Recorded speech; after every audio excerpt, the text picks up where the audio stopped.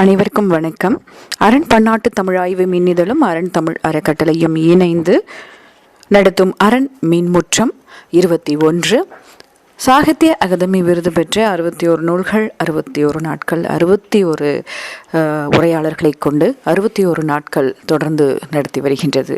அந்த வகையிலே இந்த நிகழ்வின் பொருண்மையாக வாசகனின் பார்வையில் சாகித்ய அகாதமி விருது பெற்ற இலக்கியங்கள் என்ற பொருண்மையில் இந்த நிகழ்வுக்கு எப்பொழுதுமே ஆதரவு தந்து கொண்டிருக்கின்ற எனதருமை பேராசிரியர் பெருமக்கள், ஆய்வு மாணவர்கள், துறை வல்லுநர்கள் மற்றும் தமிழ் ஆர்வலர்கள், இவ்வுலகில் வாழ்கின்ற அனைத்து தமிழ் சொந்தங்களுக்கும் வணக்கம் கூறி வருக வருக என வரவேற்கின்றேன். இன்றைய நிகழ்விலே நமக்காக முனைவர் பா.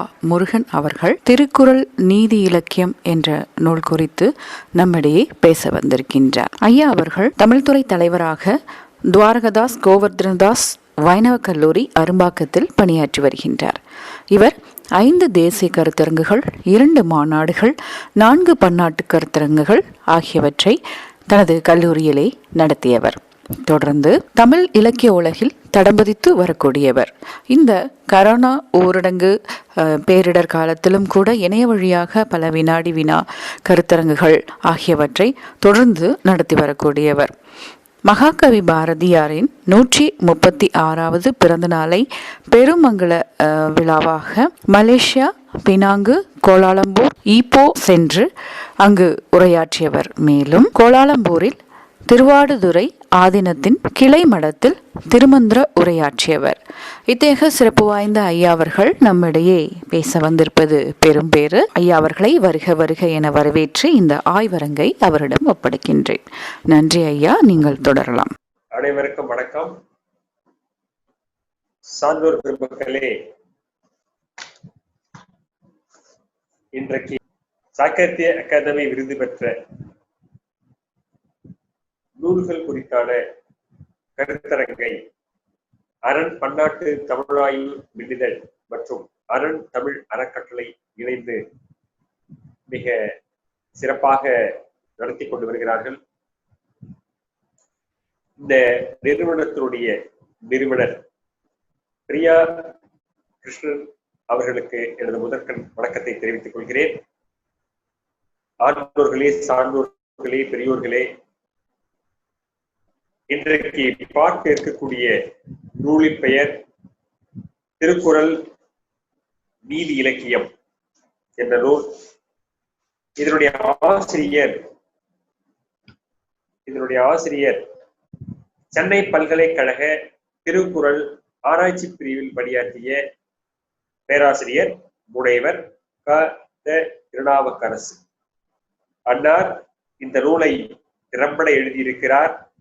பல்வேறு அயல்நாட்டு நூல்களை வாசித்திருக்கிறார், மொழிபெயர்ப்பு நூல்களை வாசித்திருக்கிறார். அந்த வகையில் இந்த நூல் கிட்டத்தட்ட 414 பக்கத்தை உள்ளடக்கியது. இதனுடைய சிறப்பு என்னவென்றால், திருக்குறளை முன்வைத்து உலக இலக்கியங்களோடு பொருத்தி பார்த்து மிகப்பெரிய ஆராய்ச்சியை செய்து இந்நூலை எழுதியிருக்கிறார் பேராசிரியர். குறிப்பாக நீதி இலக்கியம், நீதியும் அறமும், நீதி இலக்கியத்தின் இயல்புகள், நீதி நூல்களும் இலக்கிய இயல்புகளும், உலக மொழிகளில் நீதி இலக்கியம்,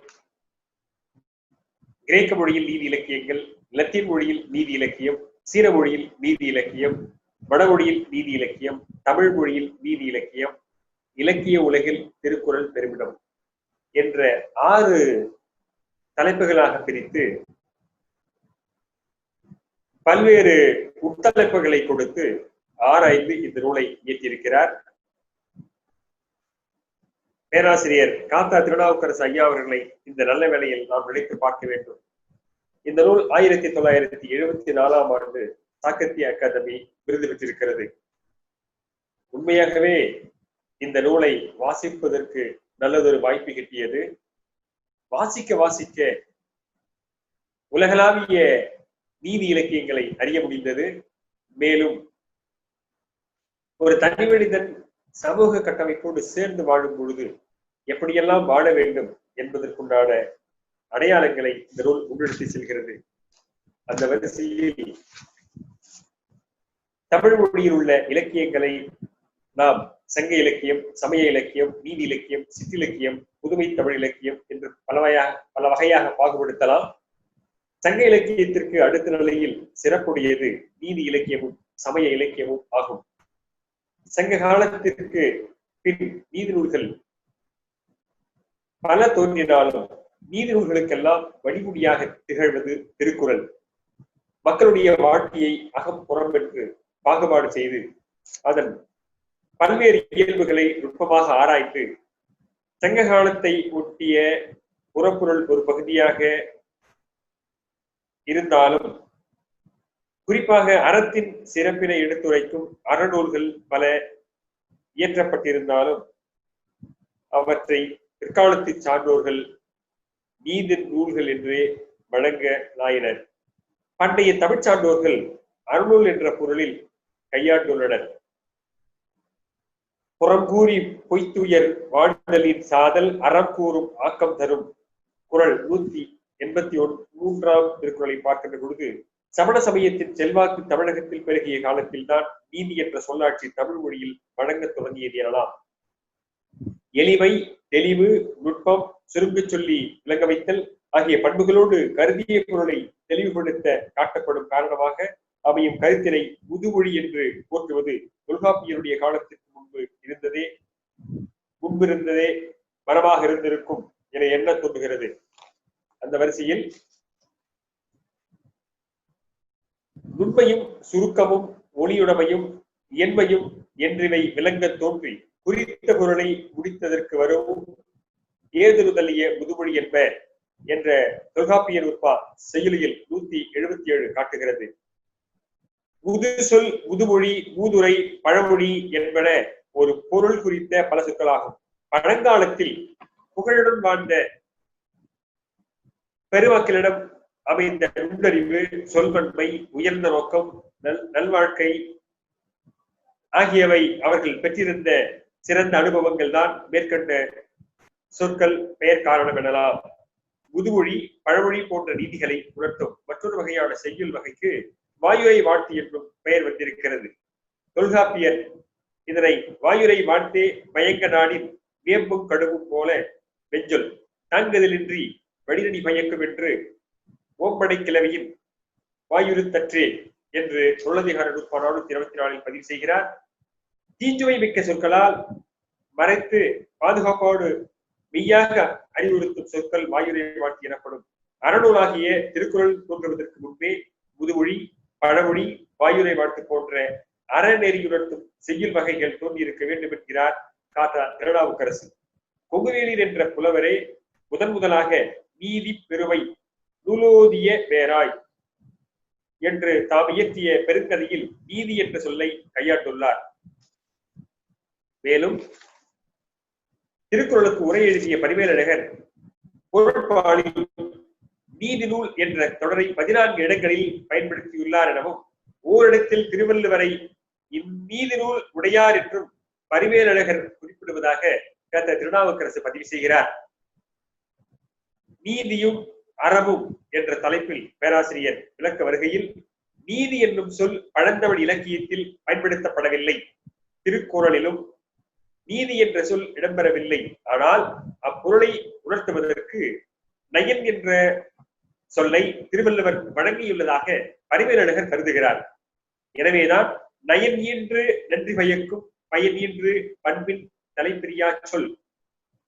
இக்குறட்பாவில் ஒருவனுக்கு இம்மைக்கு நீதியையும் உண்டாக்கி மறுமைக்கு அறத்தையும் பயக்கும் பொருளால் பிறருக்கு நன்மையை கொடுத்து இனிமை பண்பின் நீங்காத சொல் என்று விளக்கிய பரிமேலழகர் நீதியாவது உலகத்தோடு பொருந்துதல் என்று அச்சொல்லிற்கு சிறப்பையும் வரைந்துள்ளார். உலகத்தோடு பொருந்துதல் என்பதற்கு வழக்காற்று ஒழுக்கு நெறியில் ஒடுகுதல் என பொருள் கூறலாம். எனவே நயன் என்னும் சொல் நீதி என்ற பொருளில் அறத்தை உணர்த்துவதாக கொள்ளலாம். நீதி என்ற சொல்லுக்கு என்ன பொருள் என்று பார்ப்போமேயானால், நீதி வட சொல் கிபி 6ஆம் நூற்றாண்டு அளவில் தமிழ் மொழியில் இடம்பெற்றிருக்கிறது. நீ என்னும் சொல்லிற்கு அழைத்து செல் ஆங்கிலத்தில் லீட், கொண்டு செல், கன்வே, நடத்து, கண்டக்ட், வழிகாட்டு, கைடு, ஆட்சி செய், கவர்ன், இயக்கு, டைரக்ட் என பல்வேறு பொருள்கள் வடமொழியில் வழங்கி வருகின்றன. திருவள்ளுவர் அரச நீதியை பற்றி பிரித்திருக்கும் பொருள் நூலை குறிப்பிட்ட போதிலும் அப்பொருளை குறிக்கும் நீதி என்ற சொல்லை பயன்படுத்தவில்லை என்பது பொருளாகின்றது. அவர் முறை என்னும் சொன்னால் அரசு நீதியை பல இடங்களில் குறிப்பிட்டுள்ளவை இங்கு கருதத்தக்கது. யாரிடத்திலும் குற்றம் என்னதென்று ஆராய்ந்து கண்ணோட்டம் செய்யாமல் நடுவு நிலையில் நின்று செய்யத்தக்கதை ஆராய்ந்து செய்வதே நீதிமுறையாகும் என்பதனை ஓர்ந்து கண்ணோடாது இறை குறித்து யார் மாட்டும் தேர்வு செய்வதே முறை என்ற திருக்குறளிலும், முறை செய்து காப்பாற்றும் மன்னவன் மக்களுக்கு இறையென்று வைக்கப்படும் என்ற திருக்குறளில் முறை செய்து என்ற சொல்லையும், நாடொரும் நாடி முறை செய்யா மன்னவன் நாடொரும் நாடும் கெடும் என்ற திருக்குறளில் முறை செய்யா என்ற சொல்லையும், முறைகோடி மன்னவன் செய்யின் முறைகோடி ஒல்லாது வானம் பெயல் என்ற திருக்குறளில் முறைகோடி என்ற சொல்லையும் பயன்படுத்துகின்ற வேளையில் மேற்கண்ட குரட்பாக்கள் வழி நீதி என்னும் சொல்லின் பொருளினை பண்டை தமிழ்ச்சான்றோர் அறம், நயன், முறை என்னும் சொற்களால் வழங்கி வந்திருப்பதை ஆய்வின் பொருட்டு அறிய முடிகிறது. நீதியும் ஒழுக்கமும் மனித இனத்திற்கே உரிய தனிப்பண்புகள் பல. அவற்றுள் ஒழுக்கம் என்னும் சொல் ஒழுகு என்னும் மேற்சொல்லை கொண்டு ஒழுக்கமானது ஒழுகு என்னும் சொல்லிற்கு இடையராது கடைபிடித்தல் என்பது பொருள். இடையராது நீர் ஒழுகுவதை ஒழுக்கு என்று கூறுவதை போல வாழ்க்கையில் உயர்ந்தவை என கருதப்படும் நெறிமுறைகளை எக்காலத்தும் எவ்விடத்தும் இடையராது மேற்கொண்டு ஒழுகுவதையே ஒழுக்கம் என்பர் சான்றோர் பெருமக்கள். நீதியும் முறைமையும். நீதி என்ற சொல்லிற்கு முறைமை என்ற பொருளும் உரியதாகும். நீதியால் தொழுவார்கள் தலைவனை என்று தேவாரம் காட்டுகிறது. நீதியான பண்டமாம் என்று திவ்ய பிரபந்தம் காட்டுகிறது. கட்டமை நீதி தன் மேற்காப்பமைத்து என சிவக சிந்தாமணியும் நீதி என்னும் சொல்முறைமை என்ற பொருளில் வழங்கப்படுவதை அறிய முடிகிறது. பிங்கள நகண்டில் பிங்கள முனிவர் இப்படி காட்டுகிறார்: நெறியும் நியாயமும் தர்மமும் நீதி என்று நீதிக்கு விளக்கம் தருகிறார். பிற்காலத்தில் சூடாமணி நிகண்டின் ஆசிரியரான மண்டல குருடர் மயலரு நெறி நியாய மரியாதை நீதி என சூடாமணி நிகண்டில் பதிவு செய்கிறார். இளைஞர் முதற்கொண்டு முதியோர்கள் வரையில் வாழ்க்கையில் கடைபிடித்து ஒழுக வேண்டிய நெறிமுறைகளை எடுத்துரைக்கும் நீதி நூல்கள் நம் தமிழ் மொழியில் மிக பல உள்ளன. சான்றாக உலக நீதி, நீதிசாரம், நீதி வெண்பா, நீதிநெறி விளக்கம், நீதி நூல் என்பன இங்கு குறிப்பிடத்தக்கன. வடமொழியில் ஒழுக்க நெறியை போதிக்கும் நீதி நூல்கள் நீதி சதகங்கள் என்ற பெயரால் கிபி 7ஆம் நூற்றாண்டளவிலே தோன்றின எனலாம். தமிழ் மொழியில் கிபி 6ஆம் நூற்றாண்டளவில் வழங்க தலைப்பட்ட நீதி என்ற சொல்லிற்கும் பழைய தமிழ் சொல்லான அறம் என்பதற்கும் அறம் என்றால் என்ன என்று நாம் சிந்திக்க வேண்டிய சூழல் இருக்கிறது. அதனுடைய பொருள் யாது, அறத்திற்கும் நீதிக்கும் உள்ள இயல்பு யாது என்பனவற்றை போன்ற பல வினாக்களுக்கு விடை கண்டாக வேண்டும். அறம் என்னும் சொல் காலப்போக்கில் பல்வேறு பொருட்களை உணர்த்தும் பொருள். செறிவு வாய்ந்த சொல்லாக சிறப்புற்று தரப்படுகின்றது.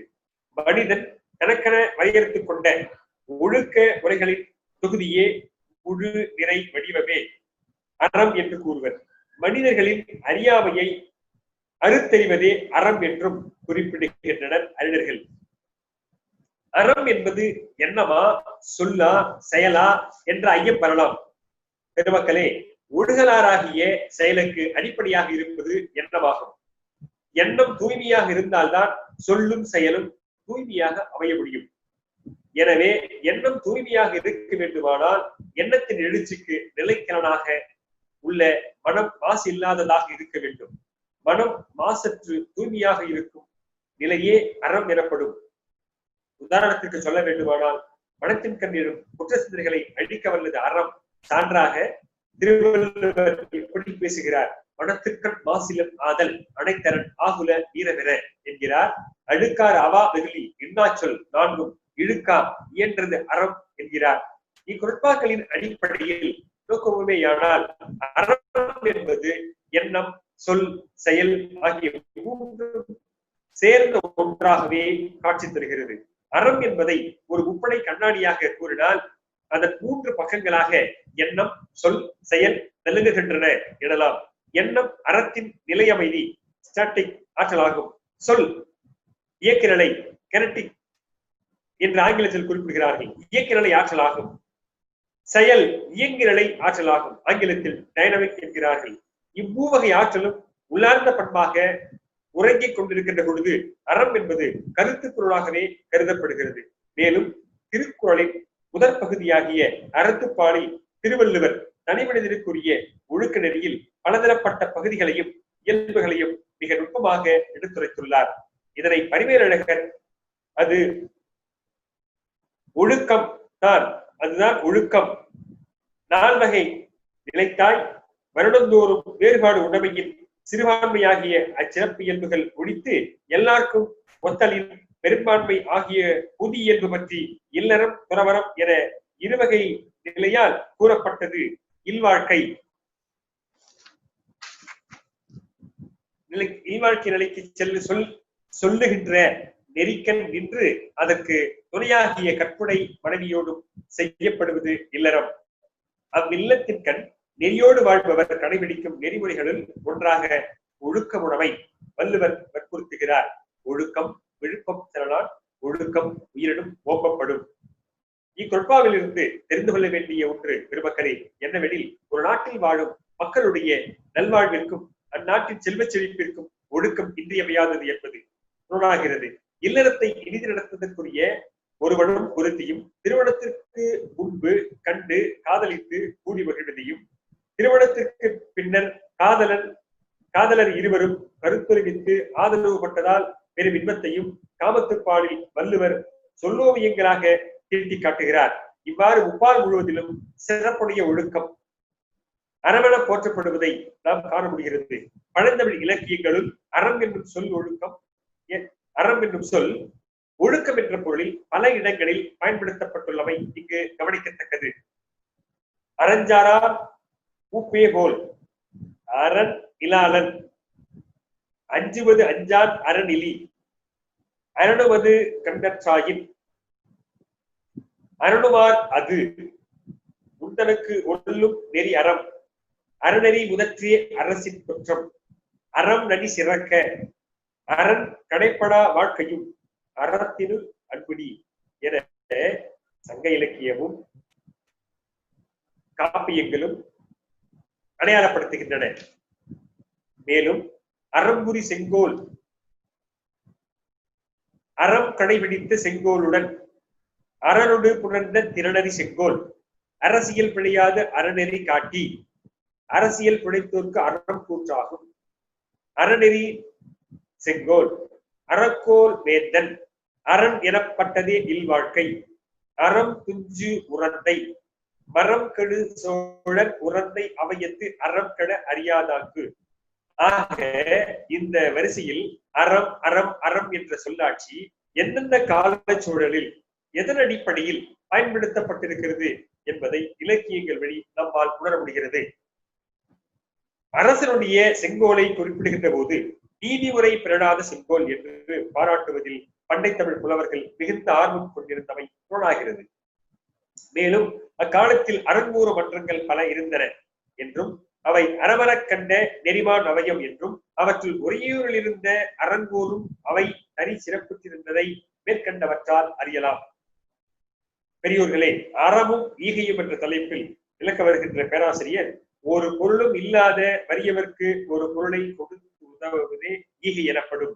இல்லை என்று வருபவர்க்கு இல்லை என்று கூறாது அவருக்கு வேண்டிய பொருளை கொடுத்துதவும் அறச்செயலே ஈகையாகும் என்ற வள்ளுவர் வாய்மொழியில் கேட்க வேண்டுமானால், வரியார் கொன்றிவதே ஈகை, மற்றெல்லாம் குறியெதிர்ப்பை நீர துடைத்து என்று காட்டுகிறார் வள்ளுவர் பெருமகனார். மேலும் குருடர், முடவர், செவிடர், ஆதரவற்றோர், நோயாளிகள் போன்ற எளிய மக்களுக்கு செய்யப்படுகின்ற உதவியே உண்மையான அறமாகும் என்பதை ஆற்றுணர்க்கு அளிப்போர், அறவிலை பகர்வோர், ஆற்றாமாக்கல் அரும்பசி களைவோர், நேற்றிய உலகின் மெய்நெறி வாழ்க்கையை வரிமைகளை சுட்டுகிறது. மேலும் காணால் கேளார் கால் முழப்பட்டோர் பேருடன் இல்லோர் பிணிநடுக்குற்றோர் யாவரும் வருகை என்றும் வலிமைகளை சுட்டுகிறது.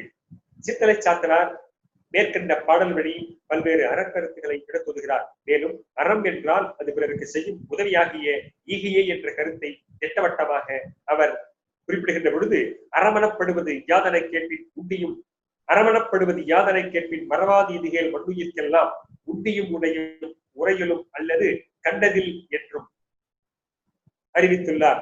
மேலும் இதனை அறம் தலை பிரியாதொழுகலும் ஆறு உத்துராது அறம் புரிந்தொழுகும் இன்சொல்லிலே அறம் அறப்பையின் விளைதலும் மரப்பையின் விளைதலும் என்பவற்றால் அறிய முடிகிறது.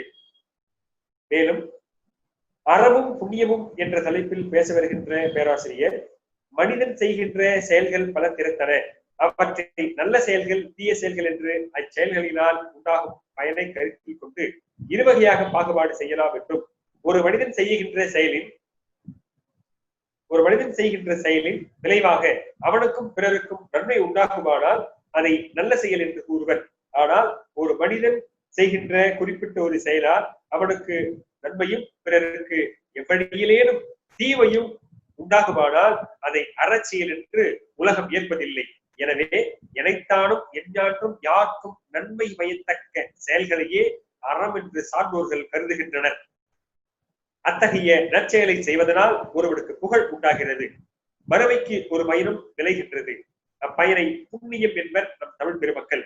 இதனையே நம் சமய இலக்கியங்கள் அறத்தின் பயன் புண்ணியம் என்று கூறுகிறது. நற்செயல் வழி கிடைக்கும் புண்ணியத்தை அறம் என்றும் கூறும் வழக்கம் உண்டு நம்மிடையே. உதாரணத்திற்கு குறள் வழி பார்ப்பவையானால் அல்லவை தேய அறம் பெருகும், அறப்பையின் விளைதலும் சிலப்பதிகாரம், நல்லறம் செய்வோர் நல்லுலக அடைதலும் வடிமைகளை மேற்கண்ட வரிகள் வழி அறத்தை புரிந்து கொள்ளலாம்.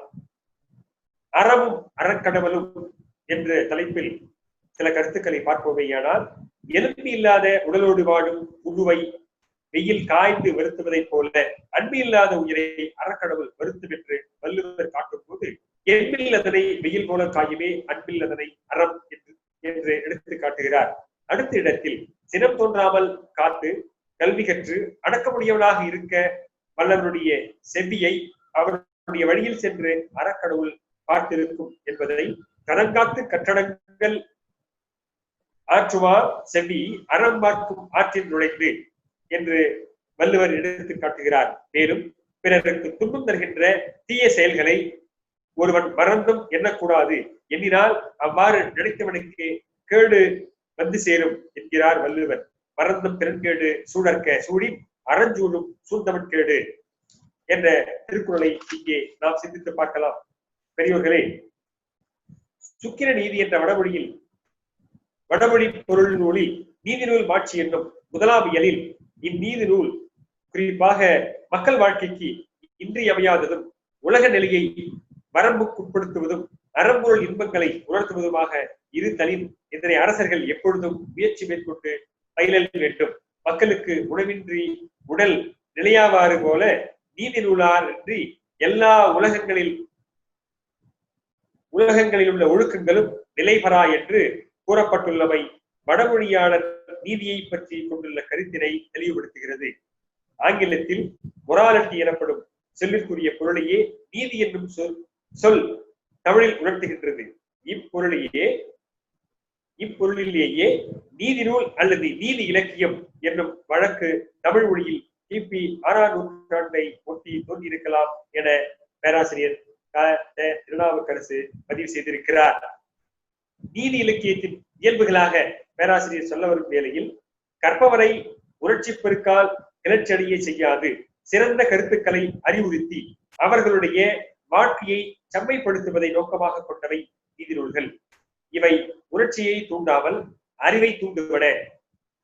இன்புறுத்துவதை காட்டிலும் அறிவுறுத்துவதையே குறிக்கோளாக கொண்டவனவாகும். கலையழகிற்கு முதன்மையிடம் தராமல் கருத்திற்கே இவை முதன்மையிடம் தருகின்றன. சுருங்க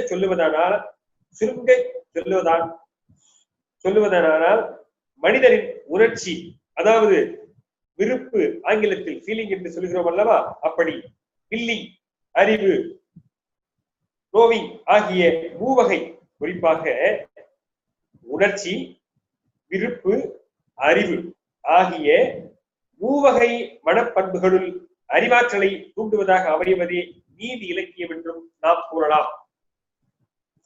வள்ளுவர் வாய்மொழியில் கேட்போமேயானால், மனத்தை சென்ற இடத்தில் செல்ல விடாமல் தீமை எடுத்து செல்லாது தடுத்து காத்து நன்மை எடுத்து செல்ல விடுவதே அறிவாகும் என்கிறார். சென்ற விடத்து செலவிடாது தீதொரிய நன்றின்பால் வைப்பது அறிவு. பொதுவாக இலக்கிய உலகிலும் இருவகை கூறுகள் உள்ளன. அவற்றை அறிவு இலக்கியம் லிட்ரேச்சர் ஆஃப் நாலெட்ஜ், ஆற்றல் இலக்கியம் லிட்ரேச்சர் ஆஃப் பவர் என்று பாகுபடுத்துவர். அறிவு இலக்கியம் அறிவுறுத்துவதை நோக்கமாக கொண்டது. ஆற்றல் இலக்கியம் மனிதரின் உள்ளத்தை நெகிழச் செய்வது. இவற்றுள் அறிவு இலக்கிய வகையைச் சேர்ந்தது நீதி இலக்கியம் என்று அறிஞர்கள் குறிப்பிடுகின்றனர். கலைகளிலே சிறந்தது இலக்கிய கலை. கலைக்கு இன்றியமையாத பண்புகள் என்று சொல்லப்படுவன உணர்ச்சி, கற்பனை, கருத்து, வடிவம் என்பனவாகும். இந்நால்வகை பண்புகளும் ஒருங்கே அமைந்த இலக்கியம் சிறப்புடையதாக போற்றப்படும். மெய்வருத்தம் பாரார், பசி நோக்கார், கண் துஞ்சார், எவ்வவர் தீமையும் மேற்கொள்ளார், செவ்வி அருவையும் பாரார், அவமதிப்பும் கொள்ளார், கர்வமே கண்ணாயினார் என்ற குமரகுருபரன் இயற்றிய நீதிநெறி விளக்கத்தை பார்க்கும் போது எடுத்துக்கொண்ட செயலை இனிது முடிக்க முயலுவோர் நமக்கு உண்டாகும் எத்தகைய இடையூறுகளையும் பொருட்படுத்தாமல் பணிபுரிபவர் என்னும் கருத்து எடுத்துரைக்கப்படுவதை இங்கு பார்க்கலாம். பெரியோர்களே, பேராசிரியர் காத்தா திருநாவுக்கரசு இயற்றிய நீதி இலக்கியத்தை, திருக்குறள் என்னும் நீதி இலக்கிய நூலை ஆண்டு வாசிக்க பல்வேறு விடயங்கள் கொட்டி கிடக்கின்றன. நீதி நூல்களும் இலக்கிய இயல்புகளும் என்ற தலைப்பில் கவிதை கூட எவ்வாறு மனிதனை உருப்பெறச் செய்கிறது என்பதை பேராசிரியர் விளக்க வருகிறார். குறிப்பாக கவிதையின் உயிராக இருப்பது உணர்ச்சி எனலாம். சொல், ஒளிநயம், தாளம் முதலியன உணர்ச்சியை வெளிப்படுத்த உதவும் கருவிகளேயாகும். அவற்றின் வாயிலாக உள்ளத்தில் கொந்தளிக்கும் உணர்ச்சிகள் கவிதையின் வடிவிலே வெளிப்படுவதோடு நிலைத்த வாழ்வையும் பெற்றுவிடுகின்றன. மேலும் கருத்து என்பது படிப்படியாகத்தான் கணிகிறது. கவிதையில் இடம்பெறும் கருத்துக்கள் மனித வாழ்க்கையின் மறைபொருளாக உள்ள அனுபவ கருவூலத்தை அடிப்படையாக கொண்டவை. அவை என்றைக்கும் நிலைத்து நிற்கக்கூடிய உண்மைகளாகும். இதனை ரஷ்ய கவிஞர் மாக்சிம் கார்கி குறிப்பிடும் போது, இலக்கியம் மனிதன் தன்னைத்தான் அறிந்து கொள்ள துணை செய்வது, தன்னம்பிக்கையை ஊட்டி வளர்ப்பது, வலுப்படுத்துவது, உண்மையை காண்பதற்கான முயற்சிக்கு ஆதரவு அளிப்பது, மக்களிடத்தில் உள்ள நல்லனவற்றை காண வகை செய்வது, இழிந்தவற்றை கலந்தெறிய வழிகாட்டுவது, மக்களின் இதயங்களில் வெட்கம், கடுஞ்சீற்றம், வீரம் ஆகிய உணர்ச்சிகளை தூண்டுவது, வாழ்வின் மேலான இலக்குகளுக்கு தன்னை ஈடுபடுத்திக் கொள்ள வலிமையூட்டுவது, மனிதனை தூய்மைப்படுத்துவது, வாழ்க்கையை பயனுள்ளதாக செய்ய பயன்படுவது என்று குறிப்பிட்டுள்ளவை இங்கு நோக்கத்தக்கது. பெரியோர்களே, இலக்கியத்தின் பயன் யாது என்று கேட்டால், இலக்கியத்தின் பயன் மனித வாழ்க்கைக்கு இன்பமே என்று சொல்லலாம். அந்த வகையில் மனிதன் எச்செயலை செய்தாலும் ஏதோ ஒரு வகையான பயன்பாடு கருதியே அச்செயலை செய்கிறான். இன்றைக்கு யதார்த்த மொழியிலே சொல்ல வேண்டுமானால் கிவ் அண்ட் டேக் பாலிசி என்று சொல்கிறார்களே, உண்மைக்குள் என்ன தெரிவேன் என்ற அந்த ஒரு கொடுக்கல் வாங்கல் முறையில் பற்றற்று பயன் கருதாது பணி செய்வது என்பது மனித இனத்தின் ஓர் உயர்ந்த இலக்கு. அந்த இலக்கை நடைமுறையில் கடைபிடிப்பவர்கள் மிகச் சிலரே ஆவார்.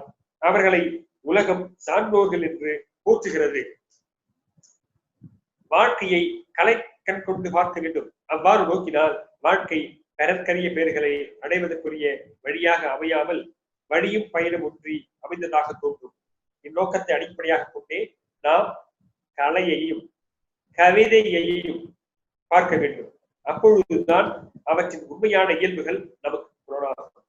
படிப்பினைகளை அறிவுறுத்துவதற்காகவோ, விதிமுறைகளுக்கு கீழ்ப்பட்டு செயல்படுமாறு செய்வதற்காகவோ, ஒப்புயர்வற்ற குறிக்கோளை அடைவதற்கு தூண்டுவதற்காகவோ சிறந்த கவிஞர்களுடைய படைப்புகள் படைக்கப்படவில்லை.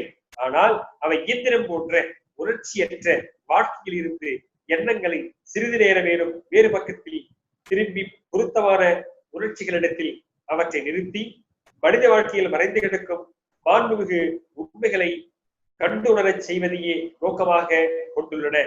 என்று அயல்நாட்டறிஞர் பேட்டர் குறிப்பிடுவதாக பேராசிரியர் திருநாவுக்கரசு இந்நூலில் காட்டுகிறார். மேலும் நம்மிடையே கலை கலைக்காகவா கலை வாழ்விற்காகவா என்று வினா தொடுத்தால் இரண்டுமே என்று சொல்லலாம்.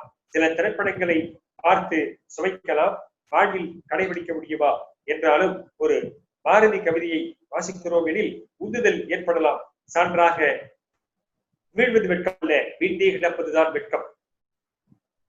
தேடி சோழன் இருந்தின்று பல சின்னஞ்சிறு கதைகள் பேசி மனம்பாடி துன்பக உடன்று பிறர்வாட பல செயல்கள் செய்து நரைகூடி இழப்பருவ மெய்தி கொடுங்கூற்றுக்கரையின வெண்பாயின் வேடிக்கை மனிதனை போல வீழ்வேல் என்று நினைத்தாயோ என்ற இந்த கவிதையை வாசிக்கின்ற பொழுது எந்த மனிதனும் உற்சாகம் அடைவான், ஒரு உந்து சக்தி ஏற்படும்.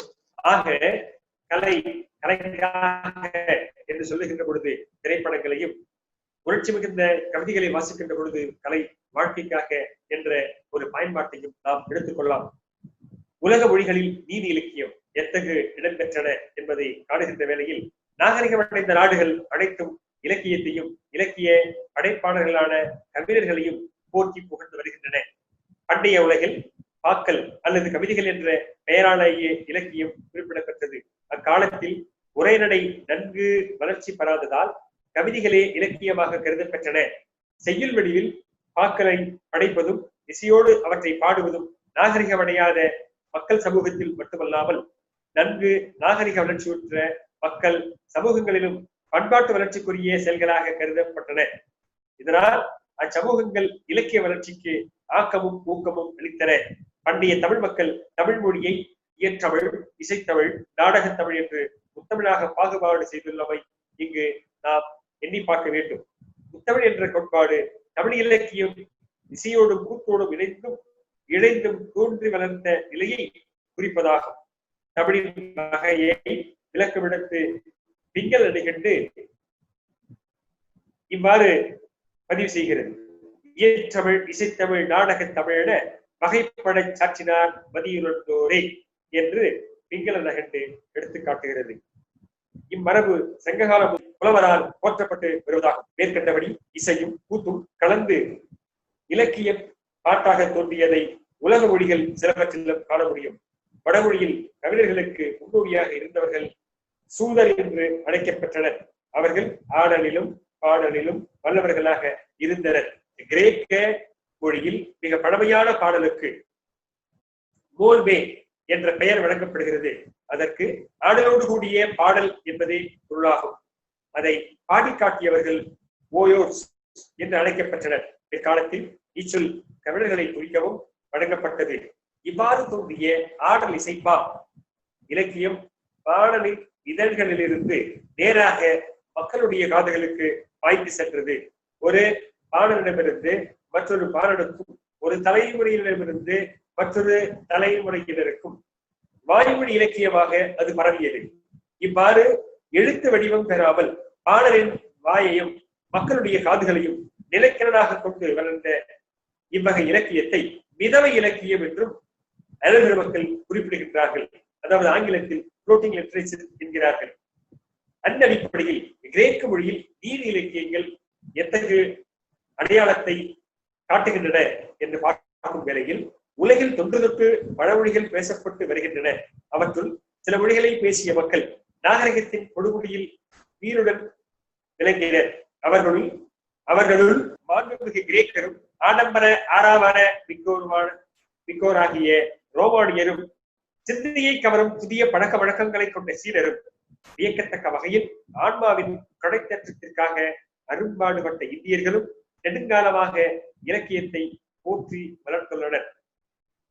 பெருமக்களே, கலைகளின் திருக்கோயிலாகவும் மெய்பொருள் ஆராய்ச்சியின் வளர்ப்பு பண்ணையாகவும் பல்வேறு அரசியல் முறைகளின் பட்டறையாகவும் விளங்கியது கிரேக்க நாடு.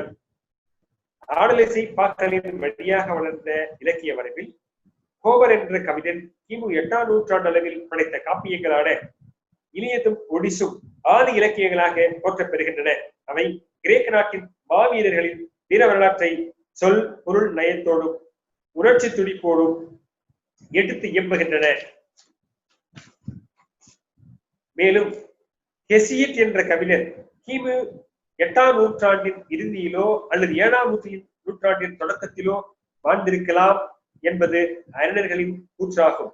அவர் இயற்றிய மேலையும் நாள்களும் என்ற நூல் நீதி இலக்கியமாகவும் உழவர் பாட்டாகவும் போற்றப்படுகிறது.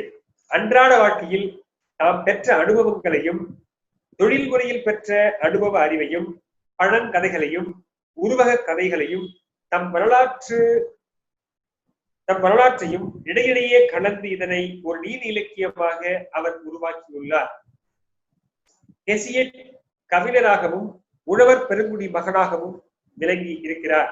அவர் இயற்கையோடு இயைந்த வாழ்ந்த பெருமகனார் என்று சுட்டிக்காட்டுகிறார் பேராசிரியர் காத்தா திருநாவுக்கரசு ஐயா அவர்கள். அவருடைய நூலில் பண்டைய உலகின் சிந்தனையில் அரும்பிய சீரிய கருத்துக்களின் சுவடுகள் நன்கு பதிந்துள்ளன. அவர் மக்களுக்காக பேசியுள்ளார். ஆனால் மூட நம்பிக்கைகளும் உழைப்பு திறனும் நிறைந்த ஏழை எளிய மக்களுக்காக அவர் பரிந்து பேசினார்.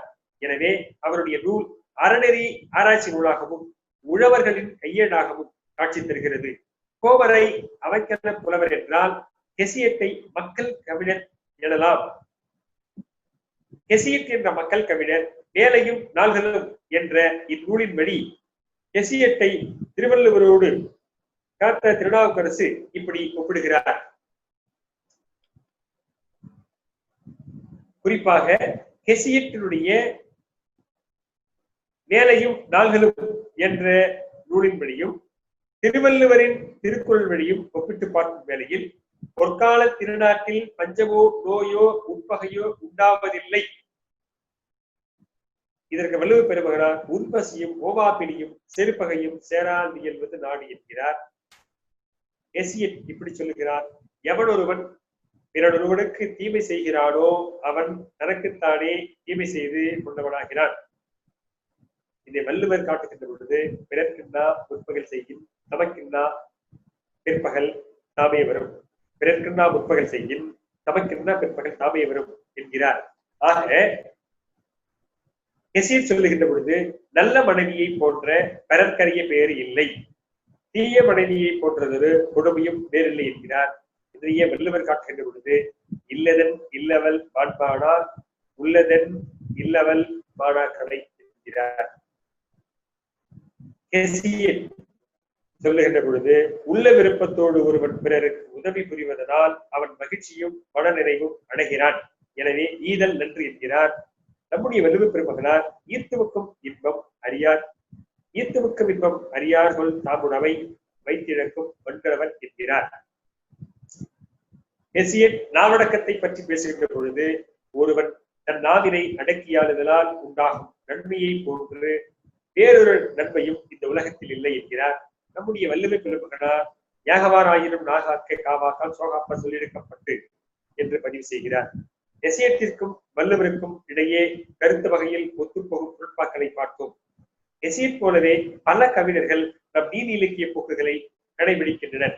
அந்த வரிசையில் லத்தீன் மொழி காட்டும் நீதி இலக்கியம் என்ற தலைப்பில் பார்ப்போமேயானால் ரோமானியரின் வாழ்வும் வரலாறும் இங்கே பேராசிரியர் காட்டுகின்ற பொழுது கிரேக்க பேரரசின் வீழ்ச்சிக்கு பின்னர் ரோமாபுரி எழுச்சியுற்றது.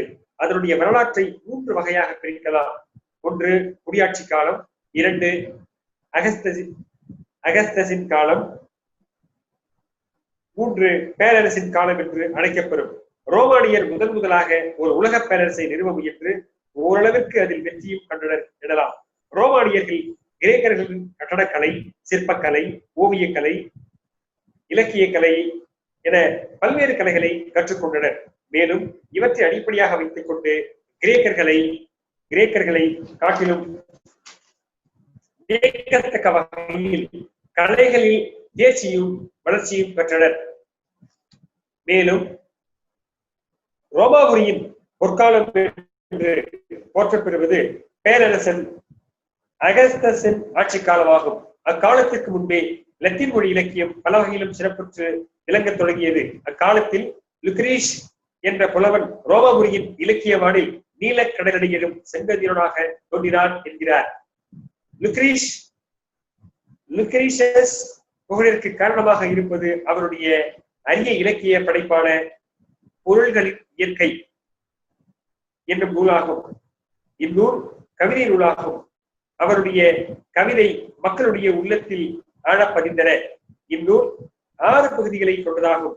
அவை முறையே ரோமானிய கடவுள் நெறி, அணுக்கொள்கை, எபிகூரிய அறநெறி கோட்பாடு, பால் உணர்ச்சியும் காதலும், நாகரிகத்தின் பரிணாம வளர்ச்சி, வானநூலும் வானிலையும் என்ற பொருள்களை பற்றிய சிக்கலான கருத்துக்களை தெளிவுறுத்துகின்றன. லுக்ரிஷியஸ் லத்தீன் இலக்கியத்தின் பழைய மரபின் பிரதிநிதி என்று திருநாவுக்கரசு குறிப்பிடுகிறார். அவருடைய நூலில் ரோமானியருடன் பிறந்த சுறுசுறுப்பும் எழுச்சியும் நிறைந்த மன இயல்புகளை நாம் காணலாம். குறிப்பாக லுக்ரிஷியஸ் அவர்கள் அணுவின் மூலக்கூறுகளை பற்றியும் பால் அல்லது வெட்டவெளியை பற்றியும் பல உண்மைகளை அவர் எடுத்துரைக்கிறார். அவற்றின் கூட்டுறவால் உலகில் உள்ள பிற பொருள்கள் எல்லாம் உண்டாயின என காட்டுகிறார்.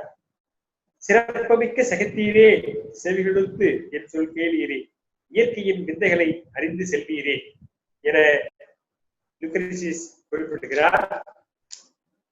எத்தனை கோடி இன்பம் வைத்தாய் இறைவா எங்கள் இறைவா என்ற பாரதியின் சிந்தனையை லுக்ரிஷியஸ் சிந்தனையோடு ஒப்பிட்டு பார்க்க வேண்டும். மேலும் இவரின் அணுக்கொள்கையை பற்றி பார்க்கும் போது அணுவிலிருந்து உலகம் எவ்வாறு தோன்றியது என்பதை இயற்கை பொருட்களின் படிப்படியான வளர்ச்சியை அடிப்படையாக கொண்டு தெளிவுபடுத்துகிறார். பிறருடைய துன்பத்தை காண்பதில் மனிதன் மகிழ்ச்சி அடைகிறான். அது அறிவுடைமையாகுமா? தான் மட்டும் துன்பத்தில் இருந்து தப்பித்து கொள்ள துடிக்கும் மனிதன் பிறர் துன்பப்படுவதை கண்டு மகிழலாமா? இது உண்மையான மகிழ்ச்சியாகாது. இவற்றையெல்லாம் கடந்த நிலையில் மனம் அமைதியாக இருக்கும் பொழுது தோன்றும் உயர்ந்ததும் சிறந்ததுமான வீர அமைதியினால் உண்டாகும் மன நிறைவே மக்களுக்கு ஆக்கம் தருவதாகும். மேலும் மண்ணுலகமும் ஒரு நாளைக்கு அழிந்துவிடும் என்பது என்னுடைய சிறப்புமிக்க கோட்பாடு என்கிறார். மக்கள் எல்லோரும் ஒன்றாக சேர்ந்து சமயத்தையும் அடக்குமுறைகளையும் எதிர்க்கும் நாள் ஒன்று வரப்போகிறது. அந்நாளில் அச்சமெனும் அந்தகாரத்தில் மூழ்கி கிடக்கும் மக்கள் உள்ளம் அறிவொளி பெற்று நம் மாணிக்க வாசகரின் சிந்தனையை எடுத்து காட்டுகின்ற விதமாக லுக்ரிஷியஸ் ஒரு கருத்தை பதிவு செய்கிறார். அண்டப்பகுதியின் உண்டை பிறக்கத்தையும் அளப்பெருந்தன்மை வனப்பெரும் காட்சியையும் கண்டு மகிழப் போகிறது என்பதை தொடர்புபடுத்தி பார்க்கும் வேளையில் இங்கே திருக்குறளையும் பொருந்தும்படி லுக்ரிஷியஸ் சிந்தனை இருக்கிறது. தூய உள்ளம் உடையவர்களே உலகில் நலமாக வாழ முடியும் என்கிறார். வள்ளுவர் காட்டுகின்ற பொழுது மனத்துக்கண் மாசிலன் ஆதல் அனைத்தன் ஆகுல வீரபிற என்கிறார். மேலும் வர்ஜில் என்ற ரோமானிய கவி சக்கரவர்த்தி வேளாண்மை தொழிலை பற்றி இயற்றிய நூலிற்கு ஜார்சிக்ஸ் என்பது பெயர். ஜார்சிக்ஸ் என்ற லத்தீன் மொழி சொல்லிற்கு உழவு தொழில் என்பது பொருளாகும். எனவே உழவுப்பாட்டு என்றும் அழைக்கலாம். லத்தீன் மொழி புலவர்களுள் தலை சிறந்தவராக போற்றப்பெறுபவர் வர்ஜில். அவர் கிமு 70ஆம் ஆண்டு உழவர் குடியில் தோன்றினார். அவர் தம்முடைய பண்ணையை பராமரிப்பதோடு இலக்கிய பணியிலும் ஈடுபட்டார். குறிப்பாக அவர் உழவு தொழிலின் மேன்மையை நன்றாக புரிந்து வைத்திருந்தார். எனவேதான் ஜார்சிக்ஸ் புகட்டும் நீதி என்ற நூலில் உணவுப் பொருள் உற்பத்தி உழவர்களின் உழைப்பு குறித்து ஆழ பதிவு செய்திருப்பதை காத்தா திருநாவுக்கரசு எடுத்துரைக்கிறார். இவர் சிந்தனையும் வள்ளுவர் சிந்தனையும் இங்கு பொருந்துகிறது என்பதை சுழன்றும் ஏற்கின்றது உலகம், அதனால் உழந்தும் உழவே தலை என்கிறார். சீரமொழியில் நீதி இலக்கியம் என்ற தலைப்பில் பார்ப்போமேயானால் உலகத்தின் பழம்பெரும் நாடுகளுள் சீனாவும் ஒன்று. அது எழுச்சி மிகு எண்ணத்தாலும் வளர்ச்சி மிகு இதயத்தாலும் சிறந்த ஒரு நாகரிகத்தின் வளர்ப்பு பண்ணையாக இருந்து வருகிறது. சீனமொழி பழமையானது, ஆனால் அதனுடைய எழுத்து வடிவம் நமக்கெல்லாம் புதுமையானது. கருத்துக்களை உணர்த்தும் ஓவியங்களே அம்மொழியில் எழுத்துகளாக பயன்படுத்த பெறுகின்றன. இலக்கியத்திலும் எண்ண வளர்ச்சியிலும் சீனர்களின் சிறப்பு இயல்புகள் உண்டானதற்கு காரணம் ஓரச சொற்களை கொண்ட மொழியை அவர்கள் பெற்றிருப்பதாகும். மேலும் சீனர்கள் இலக்கியத்தை இருவகையாக பிரித்துள்ளனர். ஒன்று அறிவுறுத்தும் இலக்கியம், மற்றொன்று இன்புறுத்தும் இலக்கியம். சான்றோர் பெருமக்களே, மிக நேர்த்தியாக சீன மக்களை எண்ணி பார்க்க வேண்டும். பாருங்கள், மக்களுக்கு அறிவுறுத்தும் இலக்கியம் என்ற ஒன்றும் பிரித்தொன்று இன்புறுத்தும் இலக்கியம் என்றும் அவர்கள் வகைப்படுத்தி இருக்கக்கூடியதை எண்ணி பார்க்கும் சீன மக்களுடைய பண்பாட்டை அறிய முடிகிறது. அவர்கள் உண்மைகளை கற்பிக்கும் இலக்கியங்களை வேறாகவும் உணர்ச்சியை வெளிப்படுத்துகின்ற இலக்கியங்களை வேறாகவும் பாகுபடுத்துகின்றனர். மேலும் சீனாவின் சிறப்பிற்கு நிலைக்கலனாக விளங்கும் பேரறிவாளன் கன்பூசியஸ் எல்லோருக்கும் தெரியும். கன்பூசியஸ் தத்துவம் என்றே சொல்வார்கள். கிமு 551 முதல் 478 வரை வாழ்ந்திருப்பதாக வரலாற்று பதிவு இருக்கிறது. கன்பூசியஸ் காலம் முதல் சீர இலக்கியம் சீரும் சிறப்பும் வடிவும் எண்ணமும் பெற்று விளங்க தொடங்கியது. கன்பூசியஸினால் முறைப்படுத்தி தொகுக்கப்பெற்ற இலக்கியங்களையும் அவர் காலம் முதற்கொண்டு இயற்றப்பட்ட இலக்கியங்களையும் தொன்மை சிறப்பு மிகு செம்மொழி இலக்கியங்களாக சீனர்கள் போற்றி வருகின்றனர். அதாவது கிளாசிக்கல் லிட்ரேச்சர் என்று சொல்லுகிறோம் அல்லவா, அப்படி நம்முடைய காலத்திற்கு முற்பட்ட பழம்பாடல்களையும் நூல்களையும் முறைப்படுத்தி தொகுத்து இலக்கிய வடிவில் அவற்றை உலகிற்கு வழங்கி இருக்கிறார். பின்வருமாறு குறிப்பாக பழம்பாடல் தொகுதி, வரலாற்று தொகுதி, மாற்றுத் தொகுதி, விடைமுறை தொகுதி, இலவியலிலும் இலையுதிர் காலமும் என்று வகைப்படுத்துகிறார். மேலும் கன்பூசியஸ் கூடவே மென்சியஸ், சுங் சு, லாவோர்ஸ் போன்ற சிந்தனையாளர்கள் கவிதைகள் பலவற்றை படைத்திருந்தாலும் கன்பூசியஸ் இவர்களிடமிருந்து வேறுபட்ட அறிஞராக திகழ்கிறார். நம் திருவள்ளுவரை போலவே உலகம் தழுவிய பல்வேறு கூறுகளை மனித இனத்தோடு பொருத்துகிறார். முன்னோர் மொழிந்ததை பொன்னே போல் போற்றி எடுத்து காட்டுகிறார். இதன் அடிப்படையில் திருவள்ளுவரோடு கன்பூசியஸ் ஒத்து வருவதை பின்வருமாறு பார்க்கலாம். வள்ளுவர் முதலில் பேசுகிறார். புறந்தூய்மை நீனால் அமையும் அகந்தூய்மை வாய்மையால் காணப்படும். கன்பூசியஸ் பிற்பாடு பேசுகிறார். சான்றோர் பெருமக்களே, உன்னதில் திருவள்ளுவரும் உன்னதில் கன்பூசியஸும் பேசி வருகிறார்கள், நீங்கள் எடுத்துக் கொள்ள வேண்டும். புறந்தூய்மை நீரால் அமையும் அகந்தூய்மை வாய்மையால் காணப்படும் என்ற திருக்குறளுக்கு கன்பூசியஸ் சொல்லக்கூடிய கருத்து உள்ளத்தை ஊற்றுக்கண்ணாக கொண்டு வெளிப்படுவதை வாய்மை என்கிறார். நம் வள்ளுவர் காட்டக்கூடிய ஈன்றால் பசிகாண்பால் ஆயினும் செய்யற்க சான்றோர் படிக்கின்றேன் என்ற திருக்குறளுக்கு இணையாக பட்டினியால் வாடும் மாண்புக மனிதன் ஒருவேளை உணவு கிடைக்கிறது என்றால் கூட அதற்காக அவன் அறநெறியில் இருந்து திரளக்கூடாது என்கிறார். அறனறிந்து ஆன்றமைந்த சொல்லான் எஞ்ஞான்றும் திரளறிந்தான் தேர்ச்சித்துறை என்ற வள்ளுவர் காட்டும் திருக்குறளுக்கு அறநெறி பிறனாது ஆட்சி புரிய அரசனுக்கு உதவி செய்பவனே சிறந்த அமைச்சராவான். அவ்வாறு உதவி புரிய முடியாமல் போனால் பதவியில் இருந்து விலகி விடுகின்றவனே மிகச் சிறந்த அமைச்சராவான் என்ற இந்த உயர்ந்த கருத்தை கன்பூசியஸ் வழியிலும் திருவள்ளுவர் வழியிலும் சற்று சிந்திப்போமையானால் இன்றைய நாடு எப்படி செய்கிறது, அரசாட்சி செய்யக்கூடிய ஆட்சியாளர்கள் எப்படி இருக்கிறார்கள், அமைச்சர்கள் எப்படி இருக்கிறார்கள் என்பதை நாம் எண்ணி பார்க்க வேண்டும். சான்றோர்களே, மக்கள் பொதுமக்களாக இருந்தாலும் சரி, ஆட்சியாளராக இருந்தாலும் சரி, காத்தா திருநாவுக்கரசு இயற்றிய நீதி இலக்கியம் போன்ற திருக்குறளை திரும்ப திரும்ப வாசிக்கின்ற வேளையில் நாம் வாழ்க்கையில் கடைபிடிக்கக்கூடிய வாழ்வியல் நெறிமுறைகள் நம்மை அறியாமல் வந்து சேரும் என்பதை நாம் இங்கே பார்க்கலாம். அடுத்து, தல்லா நிலையுள்ளும் தக்காரும் தாழ்விலா செல்வரும் சேர்வது நாடு. வள்ளுவருக்கு இணையாக உணவுப் பொருட்களில் தன்னிறைவும் போதிய படைபலமும் மக்களுடைய நம்பிக்கையும் உடைய அரசு சிறந்து விளங்கும் என்கிறார் கன்பூசியஸ். அடுத்ததாக, கடிதோச்சி வெள்ளை எரிக எளிதாக்கம் நீங்காவை வேண்டுபவர் என்ற திருக்குறளுக்கு இணையாக நல்லாட்சி நடத்த விரும்புகின்றவர்கள் கொலை தண்டனையே விதித்தல் கூடாது என்றும், நற்பழக்கமாகிய காற்று வீச தொடங்கினால் தீயவராகிய புற்கள் தாமாகவே தலை வணங்கி நிற்பர். தீமை செய்தவனுடைய உள்ளத்தை திருத்துவதன் மூலமே நாடு நலம் பெற முடியும் என்கிறார். வள்ளுவர் சொல்லக்கூடிய திருக்குறளும் அருமையான திருக்குறள். இவர் சொல்லக்கூடிய தத்துவமும் அருமையான தத்துவம். பாருங்கள், நல்லாட்சி நடத்த விரும்புகின்றவர்கள் கொலை தண்டனையே விதித்தல் கூடாது. அதுதான் நம்ம வள்ளுவர் சொல்றார். கடிதோச்சி வெள்ளை எரிக எளிதாக்கம் நீக்காவை வேண்டுபவர். கண்டிப்பு இருக்க வேண்டும். அந்த கண்டிப்பு மனம் வருந்தபடியாக இருக்கக்கூடாது என்பதை இருவருமே எடுத்து காட்டுகிறார்கள். இந்த வரிசையில் நிகழ்ச்சியினுடைய நிறைவாக நாம் படமொழியில் நீதி இலக்கியம் என்ற தலைப்பில் பேராசிரியர் காத்தா திருநாவுக்கரசு எடுத்துக்காட்டும் வேளையில் இந்திய நாடு பழம்பெரும் நாடு, வரலாற்றின் ஒளிக்கதிர்கள் சென்று ஒளி வீச முடியாத தொல்பழங்காலத்திலேயே இது தனிப்பட்டதோர் நாகரிக சிறப்புடையதாய் விளங்கத் தொடங்கியது. அந்த நாகரிகத்தை உருவாக்கிய மக்கள் பல்வேறு இனத்தை சேர்ந்தவர்கள், பல்வேறு மொழியை பேசி வருபவர்கள். அதனால் பல்வகைப்பட்ட பண்புகளுடைய மக்களை கொண்ட ஒரு துணைக்கண்டமாக இது சிறப்புற்று விளங்குகிறது.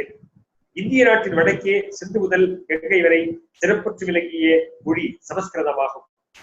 உயர்தனி செம்மொழியான கிளாசிக்கல் லாங்குவேஜ் என்று போற்றப்படும் ஒரு சில மொழிகளுள் சமஸ்கிருதமும் ஒன்றாகும்.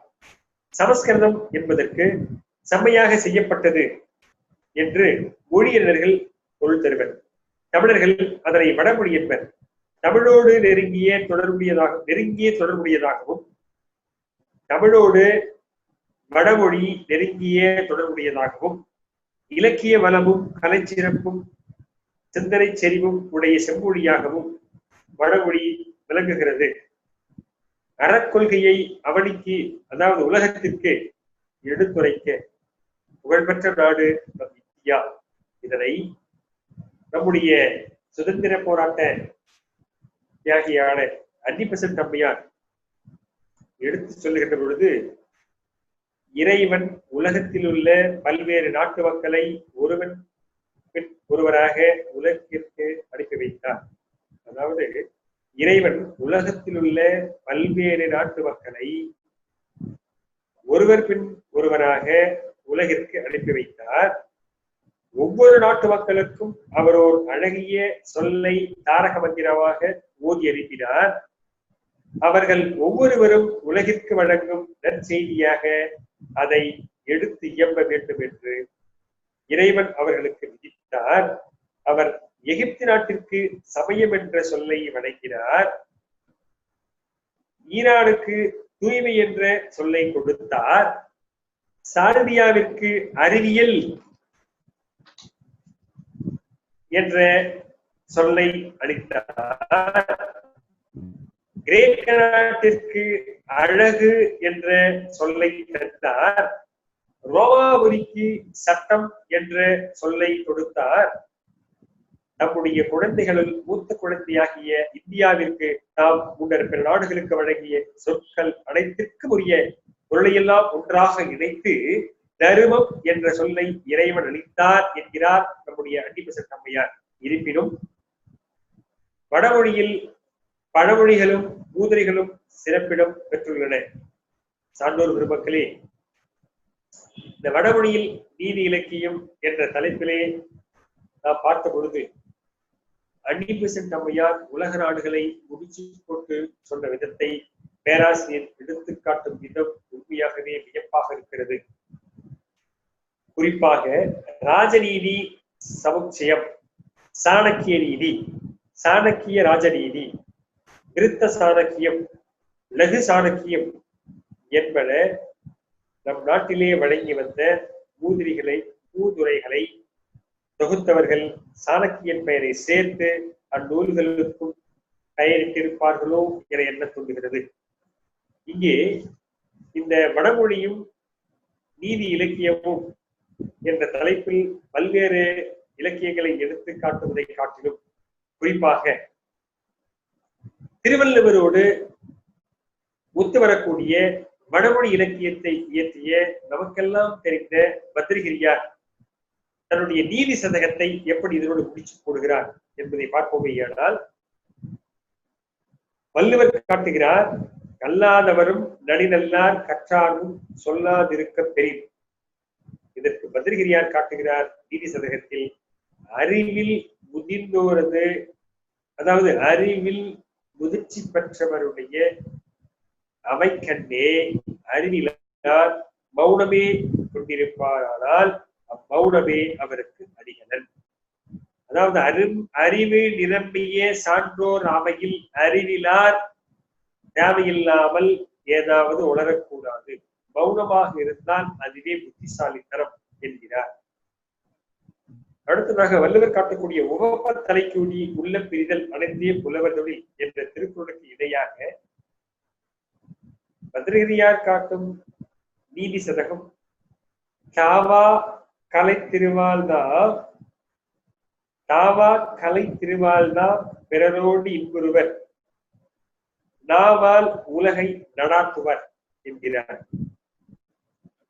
அதாவது உதாரணத்திற்கு நம்முடைய அரண் அமைப்பு பிரியா கிருஷ்ணன் அவர்களே தமிழர்களை ஒன்று கூட்டி இந்த இணைய வழியிலே கட்டி போடுவதற்கு காரணம் உவப்ப தலை கூடி உள்ளம் பிரிதல். வள்ளுவருடைய திருக்குறளுக்கு ஏற்ப அனைத்துலக சான்றோர் பெருமக்களை அழைத்து அனைத்து தரப்பட்ட இலக்கியங்களை வாசித்து அதனூடாக இருக்கக்கூடிய கருத்துக்களை இறைவழி பரிமாற்றம் செய்யும் வேளையில் பல்வேறு நற்கருத்துக்களை சமுதாயத்திற்கு கொண்டு செல்ல முடியும் என்ற இவருடைய சிந்தனையை போலவே இந்த குறளை இங்கே வள்ளுவரோடும் பத்ரிகிரியாரோடும் நாம் ஒப்பிட்டு பார்க்கலாம். கேடில் விழிச்செல்வம் கல்வி ஒருவருக்கு பாடல்ல மற்றையவை என்ற திருக்குறளுக்கு நிகராக பத்ரிகிரியார் கல்வி கற்றோர் விலை மதிக்க முடியாத மாடுக்கு போன்றோர் என்கிறார். அதே போல வில்லேருழவர் பகை கொளிரும் கொள்ளற்க சொல்லேருழவர் பகை, வில்லேருழவர் பகை கொள்ளினும் கொள்ளற்க சொல்லேருழவர் பகை என்ற திருக்குறளில் புலவரை போற்றாது பகைத்துக் கொண்டால் துன்பம் வரும் என்ற அந்த குறளுக்கேற்ப நீதி சதகத்திலும் பத்ரிகிரியார் காட்டுகிறார். அடுத்த திருக்குறளில் முயற்சி திருவினையாக்கும் முயற்சியின்மை இன்மை புகுத்திவிடும் என்று நம்முடைய வல்லவ பெருமகனார் காட்டுகிறார். அதற்கு நிகராக பத்ரிகிரியார் தனது நீதி சதகத்தில் மேலான செயலையே இடையீடின்றி முயன்று செய்தால் ஆக்கம் பெருகும் என்கிறார். சான்றோர் பெருமக்களே, இந்த திருக்குறள் ஒரு நீதி இலக்கியம் என்ற தலைப்பினூடாக கிட்டத்தட்ட 444 பக்கங்கள் கொண்ட இந்த புத்தகத்திலிருந்து நான் படித்தவை பேராசிரியர் கர்த்த திருநாவுக்கரசு எடுத்து காட்டிய மேற்கோள் ஆதாரங்கள் இவற்றையெல்லாம் ஒப்பிட்டு பார்க்கும் வேளையில் பல்வேறு செய்திகளை நம்மால் இங்கே பார்க்க முடிகிறது. மேலும் திருக்குறள் உலக பொதுவரை என்று சொல்லுவதற்கும் திருக்குறள் ஒரு தேசிய நூல் என்று சொன்னாலும் இவை முழுக்க பொருத்தமாக இருக்கும் என்பதற்கு பல்வேறு சான்றுகளை பேராசிரியர் பெருமகனார் எடுத்துகிறார். குறிப்பாக திருக்குறள் இத்தனை சிறப்பும் மக்களிடை மதிப்பு பெற்றிருப்பதற்குரிய காரணம் மிக நேர்த்தியான பாட்டு வடிவில் அமைந்திருப்பதுதான். மேலே ஒரு 4 சொல், கீழே ஒரு 3 சொல், மிகவும் நேர்த்தியான பாட்டு வடிவில் அமைந்திருப்பதுதான் என்கிறார். வடிவத்தினால் உண்டான சொல் சுருக்கம் தமிழ் மொழியின் மாண்புமிக்கு வாய்மொழி தலைவரின் கருத்துரைகளுக்கு தெய்வீகத்தன்மையை அளித்துள்ளதை காணுகின்றோம். அதனால் அறநெறி கருத்துக்களை எடுத்துரைக்கும் நீதி நூல்களில் தலை சிறந்த ஒன்றாக திருக்குறள் விளங்குகிறது எனலாம். சான்றோர் பெருமக்களே, இந்த நல்ல வேளையில் திருக்குறளை வாசிப்பதற்கும் திருக்குறள் நீதி இலக்கியம் என்ற இலக்கியத்தை பல்வேறு உலக இலக்கியங்களோடு பொருத்தி இருப்பதை மீண்டும் மீண்டும் அசை போட்டு பார்ப்பதற்கும் ஒரு ஆசிரியன் பல்வேறு நூல்களை வாசிக்கின்ற பொழுது பல்துறை அறிவு பெறுகிறான். அந்த வகையில் ஒரு தமிழ் பேராசிரியராக நான் பணியாற்றுவதற்கு என்னுடைய புலமையை பெருக்கிக் கொள்வதற்கும் இந்த நூல் வழிவகை செய்தது என்றால் அது மிகையாகாது. நண்பர்களே,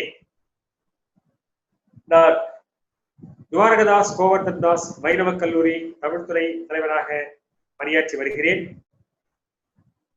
கிட்டத்தட்ட 10 பன்னாட்டு கருத்தரங்குக்கு மேலாக நடத்தியிருக்கிறேன். சென்ற வாரத்தில் கூட பன்முகநோக்கில் சீக்கிரார் என்ற தலைப்பில் ஒரு பன்னாட்டு இணையவழி கருத்தரங்கை நடத்தினேன். அந்த வகையில் இந்த நிகழ்வில் கலந்து கொண்டு இந்த நல்லதொரு உரையை ஆற்றுவதற்கு வாய்ப்பளித்த அரண் பன்னாட்டு ஆய்விதழ் அமைப்பின் நிறுவன தலைவர் பிரியா கிருஷ்ணன் அவர்களுக்கு நன்றி கூறி விடைபெறுகிறேன். நன்றி, வணக்கம். நன்றி ஐயா. மிக அரியதொரு நூலான திருக்குறள் குறித்து மிக அருமையாக திருநாவுக்கரசு ஐயா அவர்களால் எழுதிய இந்த நூல் குறித்து மிக அருமையான ஒரு திறனாய்வுரையாக ஒரு ஆய்வுரையாக வழங்கியமைக்கு உங்களுக்கு இந்த வேளையிலே மிகப்பெரியதொரு நன்றியை தெரிவித்துக் கொள்கின்றேன். பொதுவாக திருக்குறள் குறித்து நிறைய கருத்தரங்குகள், பயிலரங்குகள், நிறைய சொற்பொழிவுகள் தொடர்ந்து நடந்து வண்ணம் இருக்கின்றன. இருந்தபோதும் திருக்குறள் நீதி இலக்கியம் என்ற இந்த நூல் குறித்து காத்தா திருநாவுக்கரசு அவர்களால் எழுதி வெளியிடப்பட்ட இந்த நூல் குறித்து பேசுவது என்பது திருக்குறளில் ஆழமாக படித்துணர்ந்த ஒரு அனுபவத்தை நமக்கு கொடுக்கக்கூடியதாக இருக்கும். அந்த வகையிலே ஐயா அவர்கள் மிக அருமையாக இந்த உரை குறித்து நமக்கு விளக்கத்துடன் கூடிய ஒரு ஆய்வுரையை நமக்கு வழங்கியமைக்கு அவருக்கு இந்த வேளையிலே மீண்டும் ஒரு நன்றியை தெரிவித்துக் கொள்கின்றேன். இந்த நிகழ்வுக்கு எப்பொழுதுமே ஆதரவு தந்து கொண்டிருக்கின்றேன் அருமை பேராசிரியர் பெருமக்கள், ஆய்வு மாணவர்கள், துறை வல்லுநர்கள் மற்றும் தமிழ் ஆர்வலர்கள், இவ்வுலகில் வாழ்கின்ற அனைத்து தமிழ் சொந்தங்களுக்கும் வணக்கம் கூறி நன்றி கூறி விடைபெறுகின்றோம். மீண்டும் நாளை நாம் சந்திக்கலாம். நன்றி, வணக்கம்.